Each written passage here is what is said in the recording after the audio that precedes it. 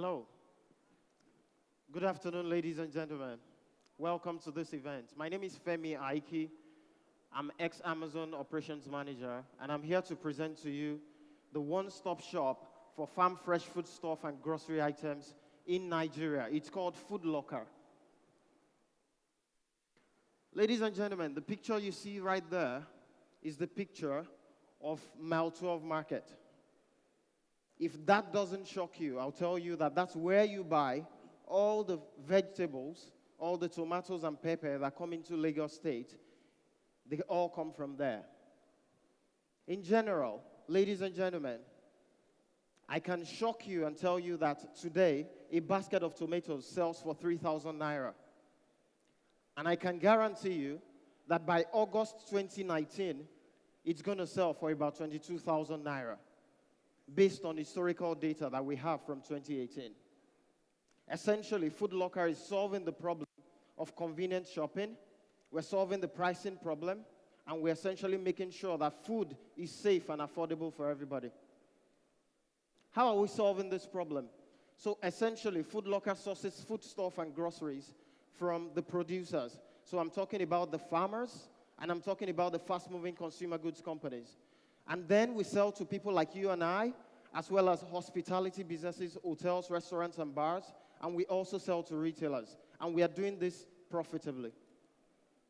How does this work? Right now, on your phones, you can go to foodlocker.com.ng and check any of your favorite products and tell me whether the price is not better than anything you've bought in the last few days.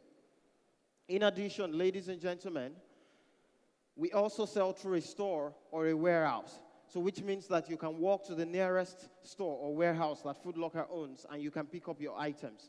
You can shop online and walk into the store and pick it up within a few seconds.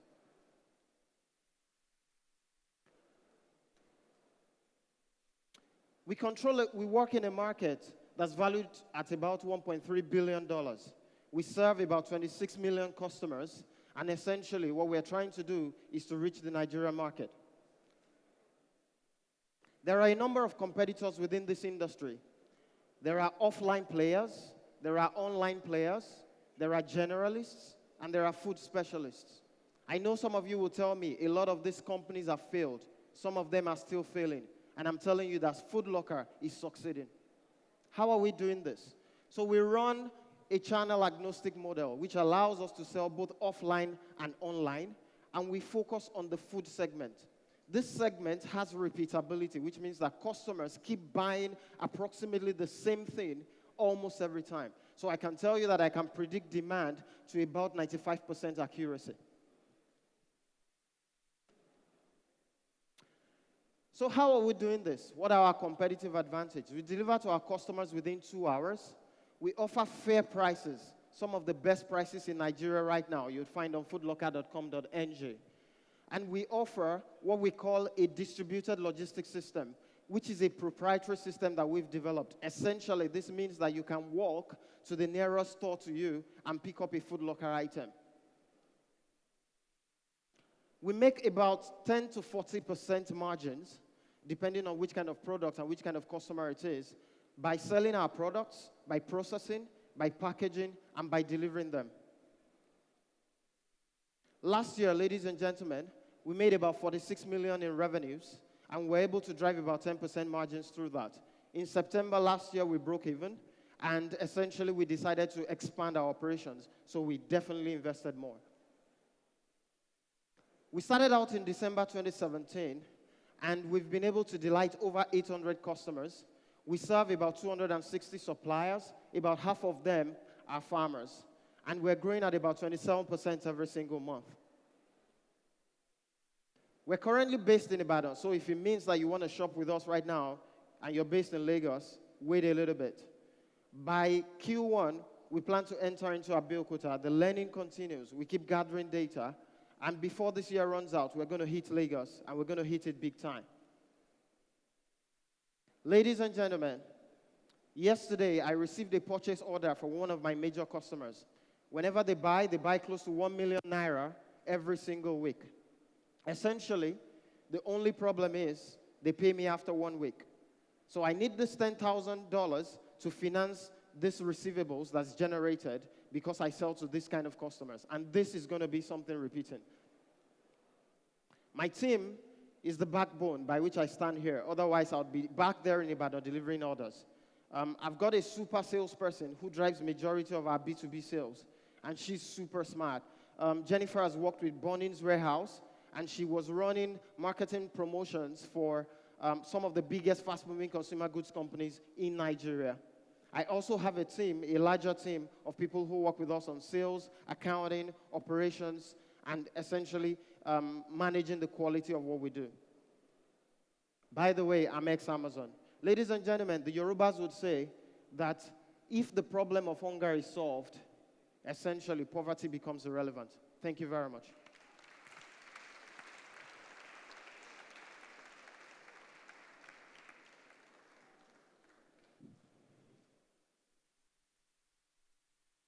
Okay, I think that was a good presentation. Thank you. I would like to know why. I think there's a pertinent question a lot of people will have. And you mentioned it, but you glossed over it. Many of the similar startups are failing and they keep failing. Yes. Can we be very clear Yes. why this is different? Yes. And why this won't fail like the others? Yes. I'll just flip to a quick slide now. Okay. So these are some of the startups you're talking about. I think the most popular is the one on the right-hand side that's just recently announced that they were closing shop. Now, number one, the food business, which is the business we're in, is a business where people want to see what they want to buy. We live in Nigeria. We're not yet in the US. We're not yet at that trust level. So the core problem is people want to see the food they want to buy. I have a customer who walked into my store because she was referred, and she actually buys for a university. She walked into the store, discovered the products, and she said, I'm going to be placing an order of 1 million from you every single week, and I'm going to make sure you deliver. So the real challenge first is that the environment here requires that people see what they want to buy. Now, after they buy from you for the first time, then they get more confident and they start giving you phone calls or placing orders like they're doing with me right now. Second, if you're going to be delivering like we do in 2 hours, ladies and gentlemen, you need to have inventory. We're not an asset-light company. We don't believe in it, and we will never go asset-light. I know a lot of companies will tell you vendor-driven model, drop shipping, etc. This doesn't work for the food business. I've run this business for 1 year, and this is what I've seen. Second, still to explain that more, there are some players that would say, let me go to the shop for you. So if they are going to the shop for you, it means they are extracting extra margins. They have to make money. So, but for the Nigerian environment, let's face it, guys, Nigeria is a low-income country. Our income has not risen high enough to the level where we can say that people can afford to pay more just to send you on an errand. So the real challenge is, how do you do that efficiently? So you have to keep inventory. And third, and probably most importantly, is the fact that we need to understand that the Nigerian consumer is very unique. We cannot throw money at this problem. We have to build assets. We need cold storage infrastructure for food. We need cold storage infrastructure for chicken. We need cold storage infrastructure to bring tomatoes from the north of Nigeria down to the south. If you look at the way they currently sell tomatoes, they stack them in baskets and ship them in trucks. Before they get to the market, about 25% of that is already squashed and perished. So we need to understand that the Nigerian environment is a very unique one. Thank you.